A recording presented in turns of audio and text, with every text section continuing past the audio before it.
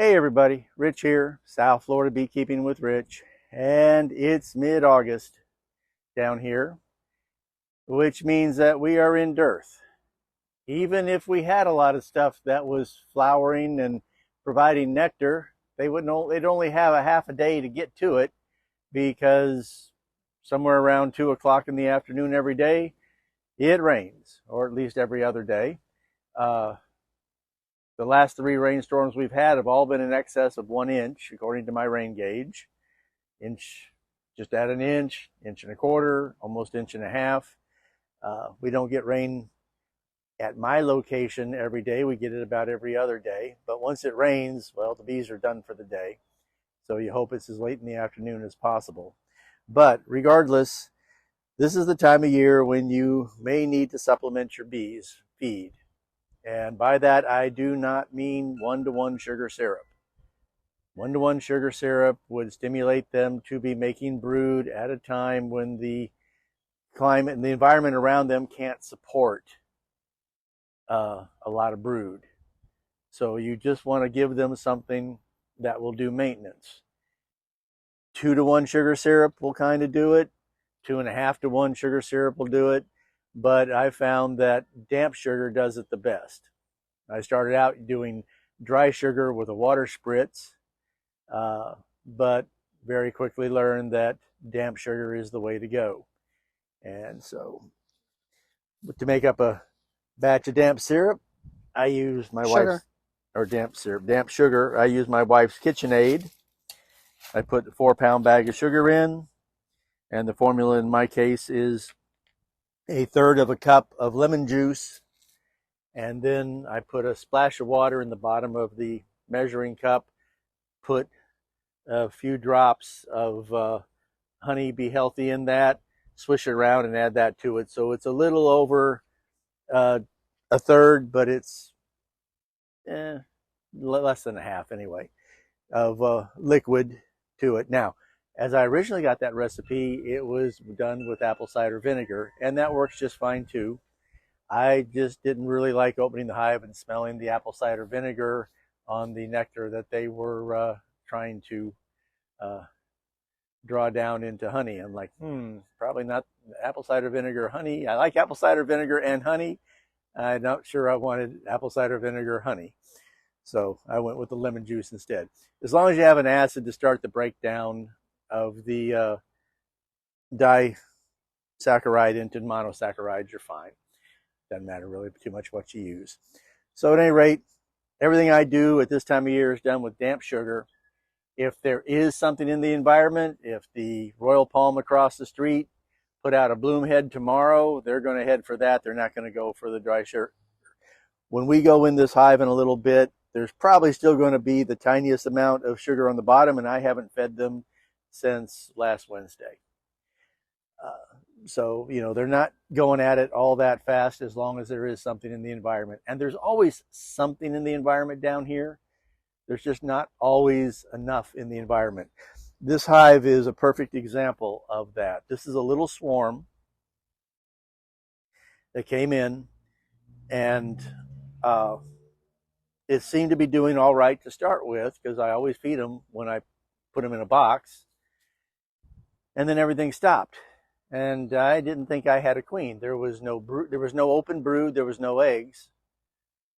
I had another beekeeper look at him too, a man with over 40 years experience doing this, a man who had grown up doing it. His father was a beekeeper. He very quickly declared there's no queen in here. But the activity at the front was just so energetic that I decided to give it another week but to feed them. I went ahead and fed them and gave it another week, and at the end of another week, boom, fresh new capped brood, lots of open larvae, nice white beautiful larvae, doing great guns. It's just the queen stopped laying when there was no resource. If she couldn't get pollen and nectar in, she just stopped laying. So I gave them a pollen patty and a helping of damp sugar. We'll see how that goes. But several people here in the last week through the bee club have been talking about needing to feed their bees. And that's what today's topic is about. So I want to educate you on that. This was my original feeder shim. Piece of 1.5 wood and a big chunk of 1/2-inch wire mesh in the bottom of it. This was back in the days when I drank the Kool-Aid and felt that everything had to be across the whole board now. If I were to make one of these today, undoubtedly I would make it across half of the board and leave the other half solid. Or put a piece down the middle here and have both sides solid this way. I wouldn't waste this much material anymore. As long as the bees are able to come back and forth up through here easily, they'll take care of it themselves. If I'd only made a 4-inch hole in the middle of it, it would be enough. So as much 1/2-inch wire mesh hardware cloth as you want to put in here, that'll do the job. You make one like this, you put it on top, you take a piece of newspaper, little piece of newspaper, you lay it across here, you put some damp sugar on it. Now I'm not going to put damp sugar on it because I want that damp sugar over there, but you put the damp sugar on here. Well, I'm sorry.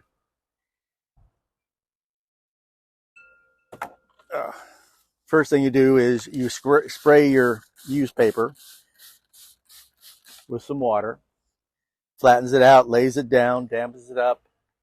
Then you put your damp sugar on it. Then you put your inner cover and your lid and you're good to go. But if you're in a hurry, you don't have to do this.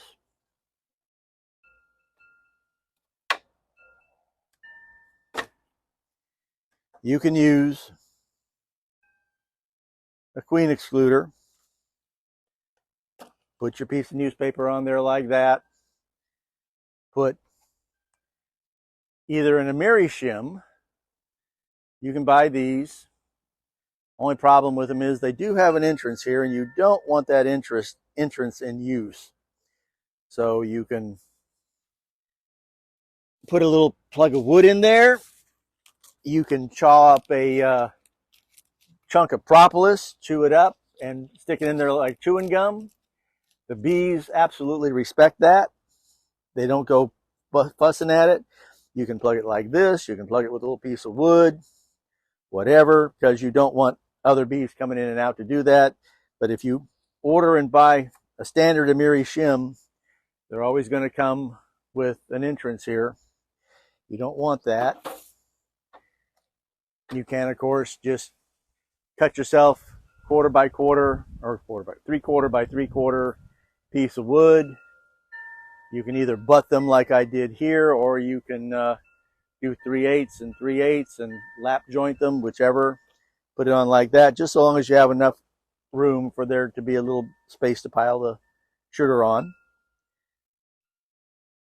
If you cut down deeps to mediums and you're left with some of this from the bottom, that works too. It's just a little more room. Doesn't matter. You're not leaving them on there all that long unsupervised. If you have a wood-bound queen excluder that has a deep side and a shallow side, and you put the deep side up,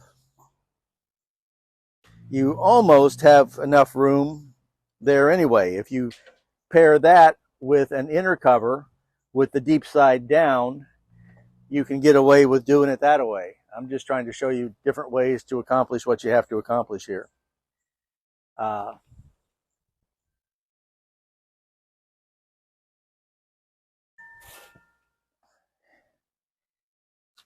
Wet newspaper is one way to do it, but you can also take a piece of plastic, lay on here and put it on there.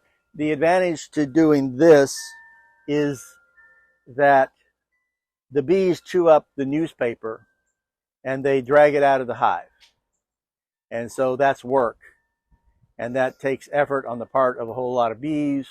And if you use a piece of plastic of a nature that they're not going to chew on, such as these page dividers, well, you can just put that on there and use that instead.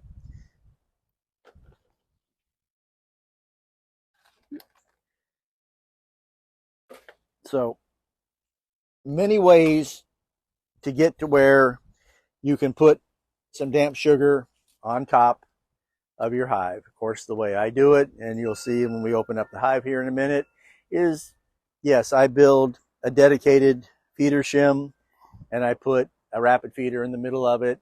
But if you're not at that point yet, if you're a new beekeeper and this is your first summer dearth and you don't have a lot of extra equipment, I'm just showing you some ways that you can get some feed on your bees cheap and easy.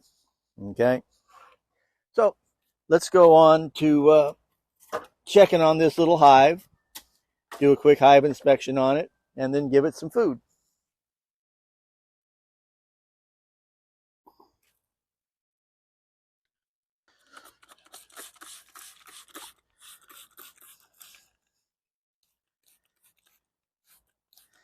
As you can see, it's a small hive, so I have I need some. my wife's concerned about her hands when I open it up. She doesn't trust me when I tell her these are nice bees. I've seen you run. And not very well, unfortunately. Oh. And if you haven't seen him run, just look at last week's video. Okay. Well.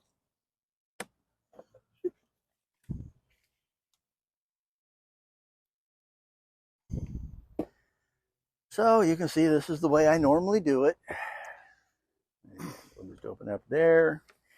And we have just a little bit of sugar left in the bottom. And lots of bees happily scarfing it up.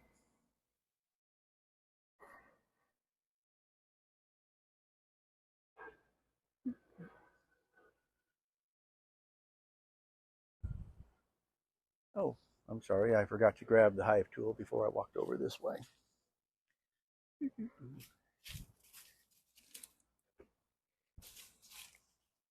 Yeah. And hey, I put my money where my mouth is. I remember I said on the video where I went over hive tools, I said that if you were to take that cleanup tool and cut this off and cut that off, and in my case, wanted to make it one-sided on the handle, it would probably make a really good hive tool. So I couldn't resist anymore. I went right ahead and trimmed it down, and I've been using it for my new hive tool and trying to get used to it, because when you're used to one kind of hive tool, it is a muscle memory learning curve to work out the best ways to use it, but I am enjoying it so far. And by the way, there's one thing I forgot to mention on the hive tool video. All hive tools that have this flat turn right here, they have one valuable use that I forgot to point out in the video, and that's mashing small hive beetles. Because getting down like this to do them, it's like, get out of my way. Get my way. This way, a whole lot easier to mash small hive beetles. Not that I've seen any beetles lately.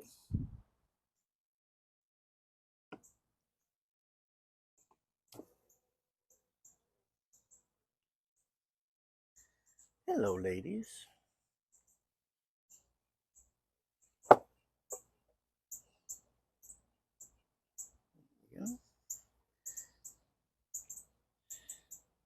Yeah, a fat drone who got on the wrong side of the queen cage. Or queen excluder.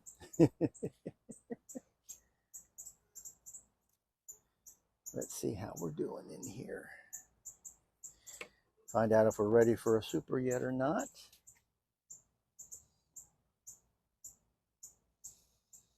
Lots and lots there. Lots and lots going on there. Okay. Excuse me, ladies.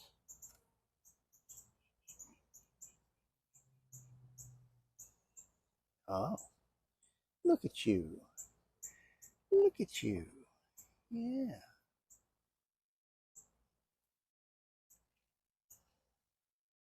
Now look at that.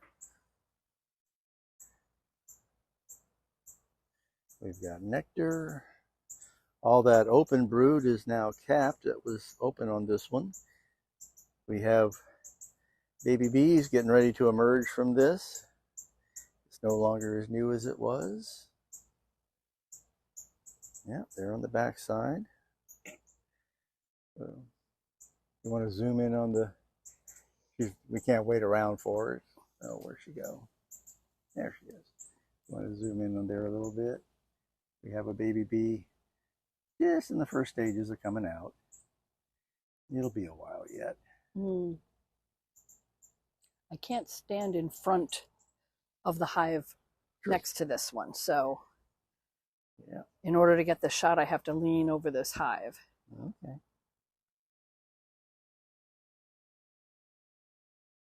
Okay. Well, let's see if the other side is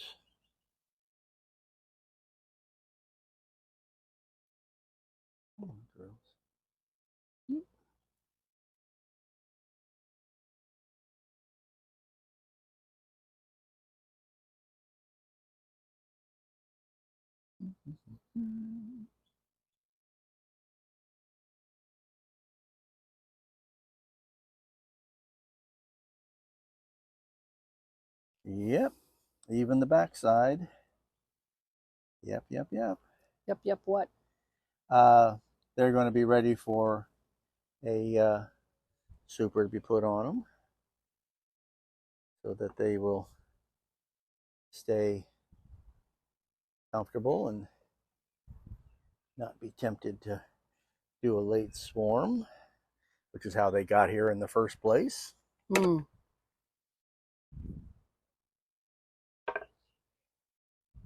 Okay. That's all I wanted to see, was that obviously the queen is doing her job.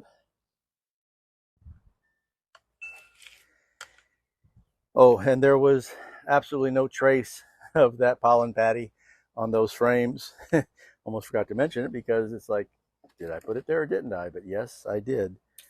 They made good use of that pollen patty, but I saw the hives are bringing in pollen, so there's something out there for them. So I'm not going to give them one when they don't really need it. They're going to have to go work for themselves. Lazy teenagers hanging around the house all day and not going out and getting jobs. Oh, did I say that out loud?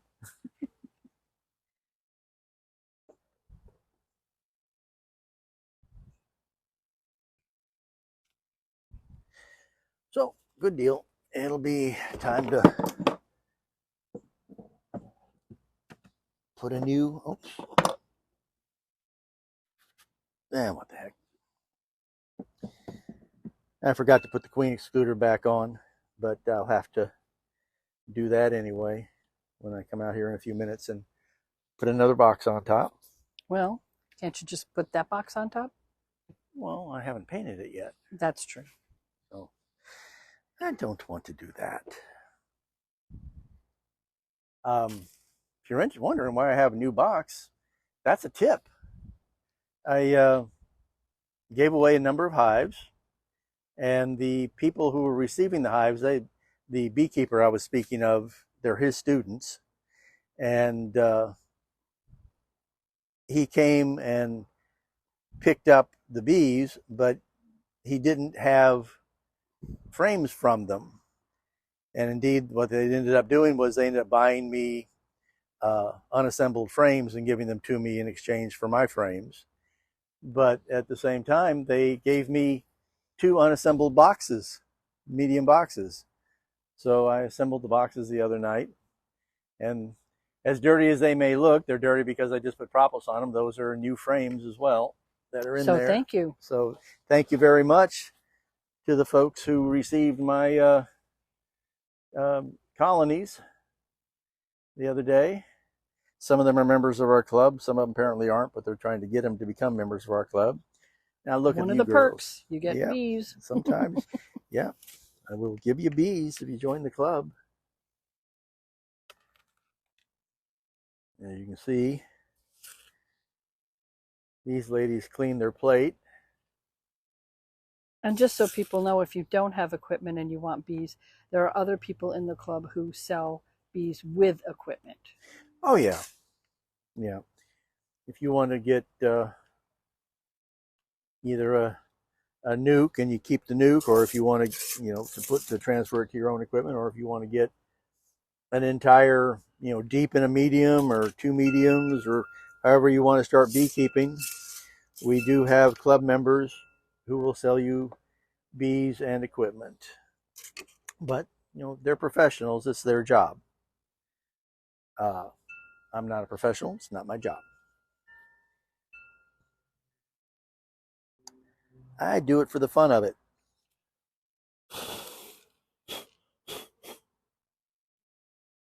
Why I did that, I just didn't want the bees caught in there because, well, bees caught in there just live out their life and die. There we go. Don't want that to happen. Okay.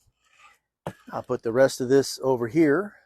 I won't put it on those because next video we'll do sometime soon is me coming and removing these two supers. They were put on here because they were supers on the hives that were given away. And I put them over on here so that the bees could clean them up, clean them out. They're ready to go now. I just need to take them off, tip them up on end, over out of the way, let the bees rob them out, clean out all the nectar that's still there after I've driven all the bees down, because it's the time of year where the frames, I'll do a video on it, the frames up in here have like 8 or 10 bees per frame as maintenance workers. And, so they're keeping off the small hive beetles, they're keeping off the wax moths, but a point will come where when the hive starts reducing its numbers, that they will turn that 10 or 15 bees down to 3 or 4 bees, and then they won't really be keeping the pest at bay. And you can waste a lot of good comb that way. Whereas if you jump on it at the right time, you can take care of it. Anywho, that's it. I just wanted to show you a simple and easy way to feed your bees here during dearth. You don't have to buy a whole lot of extra equipment as long as you have at least a few extra queen excluders laying around. That's extra. This is extra? What if you didn't have another hive to feed? What would you do with it? Could you put it in the fridge? How would you store it? In Tupperware. In the fridge or not?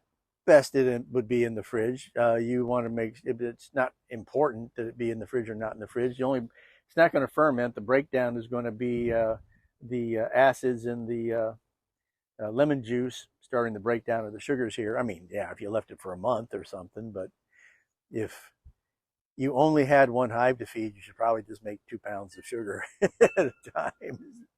But all right, well, she's telling me to say goodbye now. So this is Rich. This is South Florida Beekeeping with Rich. It's mid-August, a really weird time of year down here. There are people who probably have enough blooming around them that they're not worried about this. Then you have people like me who have very little blooming around them because I'm in the middle of the suburbs and don't have a whole lot of big palm trees around me. But we just need to keep our bees fed and happy. See you next time. Like and subscribe.